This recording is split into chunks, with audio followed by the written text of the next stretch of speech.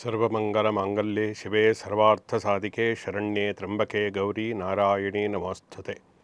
ಜಪಾಕುಸುಮ ಸಂಕಾಶಂ ಕಾಶ್ಯಪೇಯ ಮಹಾದ್ಯುತಿಂ ತಮೋರಿ ಸರ್ವಪಾಪಘ್ನಂ ಪ್ರಣತೋಸ್ಮಿ ದಿವಾಕರಂ. ಶ್ರೀ ಗುರುಭ್ಯೋ ನಮಃ. ನಮಶ್ಚಂಡಿಕಾಯೈ. ಧರ್ಮವಾಹಿನಿಯ ಎಲ್ಲ ಆತ್ಮೀಯ ವೀಕ್ಷಕರಿಗೆ ಪ್ರೇಕ್ಷಕರಿಗೆ ನಮಸ್ಕಾರ.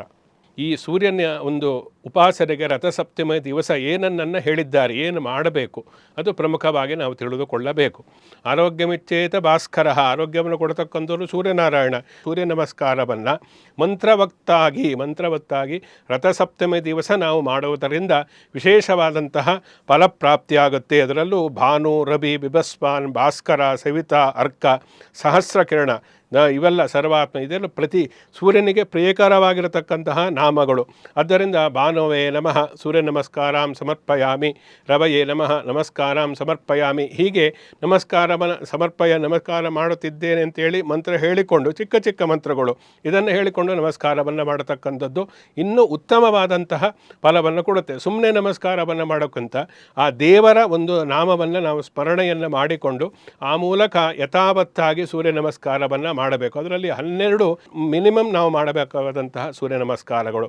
ಅದರಿಂದ ಇದನ್ನು ನಾವು ರಥಸಪ್ತಮಿ ದಿವಸ ಸೂರ್ಯ ನಮಸ್ಕಾರದ ರೂಪದಲ್ಲಿ ಸೂರ್ಯನನ್ನು ನಾವು ಅರ್ಚಿಸಬೇಕಾಗುತ್ತೆ. ಇನ್ನು ಅರ್ಘ್ಯ ಪ್ರದಾನ ತುಂಬ ಪ್ರಮುಖವಾಗಿರತಕ್ಕಂಥದ್ದು. ಆದ್ದರಿಂದ ಯಾರು ಯಜ್ಞೋಪವೀತ ಧಾರಣೆಯನ್ನು ಮಾಡಿದ್ದಾರೋ ಅವರೆಲ್ಲರೂ ಕೂಡ ಪ್ರತಿನಿತ್ಯವೂ ತಮ್ಮ ಜೀವನದ ಸಂಪೂರ್ಣ ಅವಧಿಯಲ್ಲಿ ಯಜ್ಞೋಪವೀತ ಬ್ರಹ್ಮೋಪದೇಶ ಆದ ನಂತರದಲ್ಲಿ ಅವರ ಸಾವಿನವರೆಗೂ ಕೂಡ ಪ್ರತಿನಿತ್ಯವೂ ಸೂರ್ಯನಿಗೆ ಅರ್ಘ್ಯ ಸಮರ್ಪಣೆಯನ್ನು ಮಾಡತಕ್ಕಂಥದ್ದೇ ಸಂಧ್ಯೋಪಾಸನೆ ಅಂತ ಹೇಳಿ ಕರೆಸಿಕೊಂಡಿದೆ. ಆದ್ದರಿಂದ ನಿರ್ದಿಷ್ಟವಾದಂತಹ ಯಾರು ಯಜ್ಞೋಪವೀತ ಧಾರಣೆಯನ್ನು ಮಾಡಿರ್ತಾರೋ ಅವರು ಮೂರು ಕಾಲಗಳಲ್ಲಿ, ತ್ರಿಕಾಲದಲ್ಲಿಯೂ ಕೂಡ ಸೂರ್ಯನಿಗೆ ಅರ್ಘ್ಯ ಸಮರ್ಪಣೆಯನ್ನು ಮಾಡಬೇಕು ಅಂತೇಳಿ ಹೇಳ್ತಾರೆ. ಎಲ್ಲರೂ ಕೂಡ ಈ ರಥಸಪ್ತಮಿಯ ದಿವಸ ಸೂರ್ಯನಿಗೆ ಅರ್ಘ್ಯ ಪ್ರದಾನವನ್ನು ಮಾಡತಕ್ಕಂಥದ್ದು ಪ್ರಾತಃ ಕಾಲದಲ್ಲಿ ತುಂಬ ಶ್ರೇಷ್ಠ. ಆದ್ದರಿಂದ ಆ ಅರ್ಘ್ಯಕ್ಕೆ ಗಂಧ, ಕೆಂಪು ಹೂವು, ಅಕ್ಷತೆ ಇಂತಹದ್ದನ್ನೆಲ್ಲ ದ್ರವ್ಯಗಳ ಜೊತೆಯಲ್ಲಿ ಸೂರ್ಯನಿಗೆ ನಾವು ಅರ್ಘ್ಯವನ್ನು ಕೊಡಬೇಕು.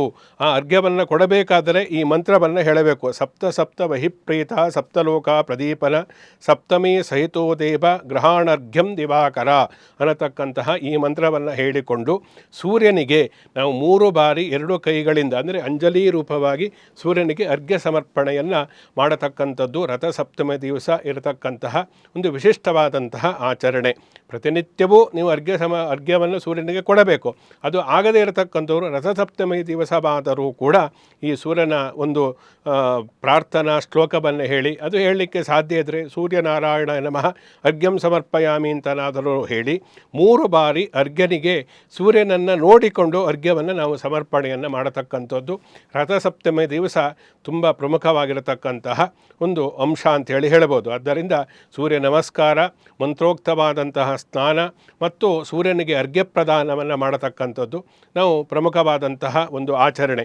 ಇನ್ನು ವಿಶೇಷವಾಗಿ ಆ ದಿವಸದಲ್ಲಿ ಸೂರ್ಯನಿಗೆ ಸಂಬಂಧಪಟ್ಟಿರತಕ್ಕಂತಹ ಅಥವಾ ವಿಷ್ಣು ಸಂಬಂಧಿತವಾದಂತಹ, ಶಿವನಿಗೆ ಆದಿತ್ಯಾತ್ಮಕವಾದಂತಹ ರುದ್ರನ ಅರ್ಚನೆಯನ್ನು, ದೇವಿಯ ಅರ್ಚನೆಯನ್ನು ಮಾಡುವುದಕ್ಕೆ ಒಂದು ವಿಶೇಷವಾದಂತಹ ಮಹತ್ವ ಇದೆ. ಅಂದರೆ ಭಾನುಮಂಡಲ ಮಧ್ಯಸ್ಥಾಯಿ ನಮೋ ನಮಃ ಅಂತೇಳಿ ಹೇಳ್ತೀವಿ. ವಿಷ್ಣುವಿಗೂ ಸೂರ್ಯನ ಮಂಡಲದಲ್ಲಿರ್ತಕ್ಕಂಥವನೆಂದು ಭಾವಿಸಿ ನಾವು ಧ್ಯಾನವನ್ನು ಮಾಡತಕ್ಕಂಥ ಸವಿತ್ರೋ ಮಂಡಲವರ್ತಿ ಅಂಥೇಳಿ ನಾವು ಹೇಳ್ತೀವಿ. ಆದಿತ್ಯಾತ್ಮಕ ರುದ್ರ ಅಂಥೇಳಿ ನಾವು ಹೇಳ್ತೀವಿ. ಹೀಗೆ ಯಾವುದೇ ಗಣೇಶನಿಗೆ ಕೋಟಿ ಸೂರ್ಯ ಸಮಪ್ರಭಾ ಅಂತೇಳಿ ಹೇಳ್ತೀವಿ. ಒಂದು ಯಾವುದೇ ದೇವತಾ ಸ್ವರೂಪವನ್ನು ನಾವು ತೆಗೆದುಕೊಂಡರೂ ಕೂಡ ಅದು ಸೂರ್ಯನಿಗೆ ರಿಲೇಟೆಡ್ ಇರುತ್ತೆ. ಆದ್ದರಿಂದ ಆ ರೂಪದಲ್ಲಿ ನಾವು ಸೂರ್ಯನನ್ನು, ನಮಗೆ ಇಷ್ಟ ದೇವರನ್ನು ನಾವು ಆರಾಧಿಸ್ತಕ್ಕಂಥದ್ದು ರಥಸಪ್ತಮಿ ದಿವಸ ಒಂದು ವಿಶೇಷವಾಗಿ ಹೇಳಿರತಕ್ಕಂತಹ ದಿವಸ. ಇನ್ನು ರಥಸಪ್ತಮಿಯ ಮಹತ್ವವೇನು ಅಂತಂದರೆ ಅವತ್ತು ನೀವು ಯಾವುದೇ ಮುಹೂರ್ತವನ್ನು ನೋಡಬೇಕಾಗಿಯೇ ಇಲ್ಲ. ಆ ಮುಹೂರ್ತ ಚೆನ್ನಾಗಿದೆಯಾ, ತಿಥಿ, ವಾರ, ನಕ್ಷತ್ರ, ಯೋಗ, ಕರ್ಣ ಏನೂ ನೋಡತಕ್ಕಂಥ ಅವಶ್ಯಕತೆಯೇ ಇಲ್ಲ. ಯಾಕೆಂದರೆ ರಥಸಪ್ತಮಿ ಅನ್ನತಕ್ಕಂಥ ಅಷ್ಟೊಂದು ಶ್ರೇಷ್ಠವಾದಂತಹ ದಿವಸ. ಸಂಪೂರ್ಣವಾದ ಸೂರ್ಯೋದಯದಿಂದ ಸೂರ್ಯಾಸ್ತದವರೆಗೂ ಕೂಡ ಪರಮಪವಿತ್ರವಾದಂತಹ ದಿವಸ ಆಗಿರುವುದರಿಂದ ಆ ದಿವಸ ನೀವು ಯಾವುದೇ ಶುಭ ಕಾರ್ಯಗಳನ್ನು ಮಾಡುವುದಕ್ಕೆ ವಿಶೇಷವಾದಂತಹ ದಿವಸ. ಒಂದು ಬ್ರಹ್ಮೋಪದೇಶ, ಮದುವೆ ಇರಬಹುದು, ಮುಂಜಿ ಇರಬಹುದು, ಅಥವಾ ಚೌಲ ಇರಬಹುದು, ನಾಮಕರಣ ಇರಬಹುದು, ಗೃಹ ಪ್ರವೇಶಗಳಿರಬಹುದು, ಹೊಸದಾದಂತಹ ಯಾವುದೇ ಕಚೇರಿಯನ್ನು ಪ್ರಾರಂಭ ಮಾಡತಕ್ಕಂಥದ್ದು, ಹೊಸ ಯೋಜನೆಗಳನ್ನು ನಾವು ಕಾರ್ಯಗತ ಮಾಡಿಕೊಂಡು ಮಾಡಿಕೊಳ್ಳತಕ್ಕಂಥದ್ದು, ಯಾವುದೇ ಇದ್ದರೂ ಯಾವುದೇ ಸುವರ್ಣಾಭರಣಗಳ ಖರೀದಿಯನ್ನು ಮಾಡತಕ್ಕಂಥದ್ದು ಈ ಅಕ್ಷಯ ತದಿಗೆ ಎಷ್ಟೊಂದು ಶ್ರೇಷ್ಠವೋ ಅಷ್ಟೇ ಪ್ರಾಶಸ್ತ್ಯವನ್ನು ಈ ರಥಸಪ್ತಮಿಗೂ ಕೂಡ ಹೇಳಿದ್ದಾರೆ. ಆದರೆ ಅಕ್ಷಯ ತದಿಯಷ್ಟು ಅದರ ಬಗ್ಗೆ ಇದ್ದಷ್ಟು ಜ್ಞಾನ ಇದರ ಬಗ್ಗೆ ಇಲ್ಲ. ಅದರ ಅಕ್ಷಯ ತದಿಗೆ ಸೂರ್ಯಗ್ರಹಣಕ್ಕೆಲ್ಲ ಸಮಾನವಾಗಿರ್ತಕ್ಕಂಥ ಪರ್ವಕಾಲ ಅಂತಂದರೆ ಅದು ರಥಸಪ್ತಮಿ. ಆದ್ದರಿಂದ ಈ ದಿವಸ ನಾವು ಮಾಡತಕ್ಕಂತಹ ಯಾವುದೇ ಶುಭ ಕಾರ್ಯಗಳಿರ್ಬೋದು, ಯಾವುದೇ ಒಂದು ಪುಣ್ಯಕ್ಷೇತ್ರ ತೀರ್ಥಯಾತ್ರೆ ಇರಬಹುದು, ನಾವು ಮಾಡತಕ್ಕ ನಮಸ್ಕಾರ ಇರ್ಬೋದು, ಪೂಜೆ ಇರ್ಬೋದು, ರಥಸಪ್ತಮಿ ದಿವಸ ಮಾಡತಕ್ಕಂತಹ ಯಜ್ಞ ಯಾಗಾದಿಗಳಿರ್ಬೋದು, ಇದಕ್ಕೆ ವಿಶೇಷವಾದಂತಹ ಫಲ ಇದೆ ಅಂಥೇಳಿ ಶಾಸ್ತ್ರದಲ್ಲಿ ಹೇಳ್ತಾರೆ. ಅದರಲ್ಲೂ ನಾವು ದಾನ ಧರ್ಮಗಳಿಗೆ ಯಾವುದೇ ಹಬ್ಬ ತಗೊಂಡು ಸ್ನಾನ ದಾನ ಧರ್ಮಕ್ಕೆ ವಿಶೇಷ ಜಾಪತಪಗಳಿಗೆ ಹೇಳಿರ್ತಕ್ಕಂಥದ್ದು. ಅಂದರೆ ಆ ಹಬ್ಬದಲ್ಲಿ ನಮ್ಮ ಆತ್ಮೋದ್ಧಾರವನ್ನು ನಾನು ಮಾಡಿಕೊಳ್ಳಬೇಕೇ ಹೊರತು ಎಂಜಾಯ್ ಮಾಡತಕ್ಕಂಥದ್ದಲ್ಲ. ಅದೇ ರಥಸಪ್ತಮಿ ದಿವಸವೂ ಕೂಡ ತಿಲಪಾತ್ರ ದಾನಕ್ಕೆ ವಿಶೇಷವಾದಂತಹ ಮಹತ್ವ ಹೇಳಿದ್ದಾರೆ. ಹೇಗೆ ಮಕರ ಸಂಕ್ರಾಂತಿ ದಿವಸ ನಾವು ಎಳ್ಳನ್ನು ಬೀರ್ತೀವೋ ಅದೇ ರೀತಿ ರಥಸಪ್ತಮಿ ದಿವಸವೂ ಕೂಡ ನಾವು ಎಳ್ಳಿನ ದಾನವನ್ನು ತಾಮ್ರ ಪಾತ್ರೆಯಲ್ಲಿ ಇಟ್ಟು ದಾನವನ್ನು ಮಾಡತಕ್ಕಂಥದ್ದು ತುಂಬ ಶ್ರೇಷ್ಠ ಅಂತೇಳಿ ಹೇಳಿದ್ದಾರೆ.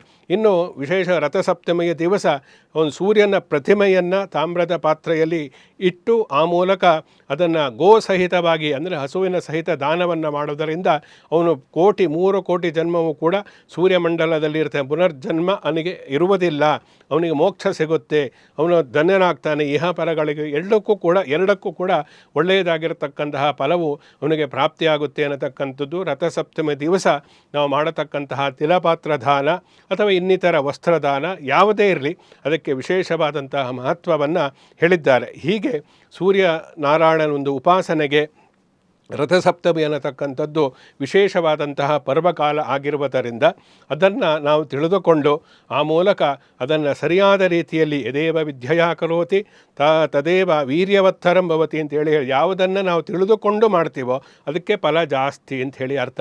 ಆದ್ದರಿಂದ ಯಾವುದೇ ಒಂದು ವಿಶೇಷವಾದಂತಹ ಪರ್ವಕಾಲಗಳಿದ್ದರೂ ಕೂಡ ಅಂತಹ ಪರ್ವಕಾಲಗಳ ಮಹತ್ವ, ಪರ್ವಕಾಲಗಳಲ್ಲಿ ಮಾಡತಕ್ಕಂತಹ ವಿಧಿವಿಧಾನಗಳು ಇವೆಲ್ಲವನ್ನು ನಮ್ಮ ಧರ್ಮವಾಹಿನಿ ಅನ್ನತಕ್ಕಂಥದ್ದು ಆಯಾ ಸಮಯದಲ್ಲಿ ತಿಳಿಸ್ತಕ್ಕಂತಹ ಪ್ರಯತ್ನವನ್ನು ಒಂದು ವಿಶೇಷವಾಗಿ ಮಾಡಿಕೊಂಡು ಬಂದಿರತಕ್ಕಂಥದ್ದು ಶ್ಲಾಘನೀಯ ವಿಚಾರ. ಆದ್ದರಿಂದ ಈ ರಥಸಪ್ತಮಿಯನ್ನು ಕೂಡ ಎಲ್ಲ ವಿಚಾರಗಳನ್ನು ತಿಳಿದುಕೊಂಡು ಸರಿಯಾದ ರೀತಿಯಲ್ಲಿ ನಾವು ಆಚರಣೆಯನ್ನು ಮಾಡಿದರೆ ನಿರೋಗವಾದಂತಹ ಶರೀರ, ದೃಢವಾದಂತಹ ಮನಸ್ಸು, ಐಶ್ವರ್ಯ, ಸಂಪತ್ತು ಇವೆಲ್ಲವೂ ಕೂಡ ಆ ಸೂರ್ಯನಾರಾಯಣ ಅನುಗ್ರಹದಿಂದ ಪ್ರಾಪ್ತಿಯಾಗುತ್ತೆ ಅನ್ನತಕ್ಕಂತಹ ಒಂದು ವಿಶೇಷವಾದಂತಹ ಫಲವನ್ನು ರಥಸಪ್ತಮಿಯ ಹಬ್ಬದ ಆಚರಣೆಯಲ್ಲಿ ಹೇಳಿರತಕ್ಕಂಥದ್ದು ನಾವು ನೋಡಬಹುದು. ಸಮಸ್ತ ಸನ್ಮಂಗಳಾನಿ ಭವತು, ಲೋಕಾ ಸಮಸ್ತ ಸುಖಿನೋ ಭವಂತು. ಶುಭಮಸ್ತು.